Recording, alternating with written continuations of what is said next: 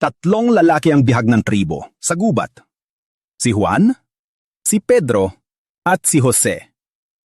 Pinakuha din sila ng tig, isang bilog na prutas, at pakakawalan lamang ang isa depende sa prutas. Pero wala silang ideya kung ano ang basehan. Nauna si Juan may dalang kalamansi. Doon niya nalaman na kailangan niya ito ipasok sa puwet at bawal siya magpakita ng reaksyon o emosyon. Nagawa niya. Dumating si Pedro.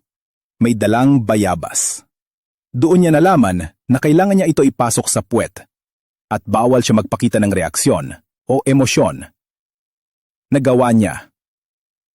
Dumating si Jose.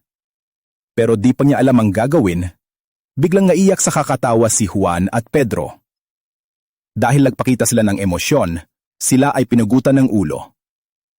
Matapos nun, si Jose ay walang malay na pinakawalan at umalis sa gubat, kasama ang pinitas niyang pakwan.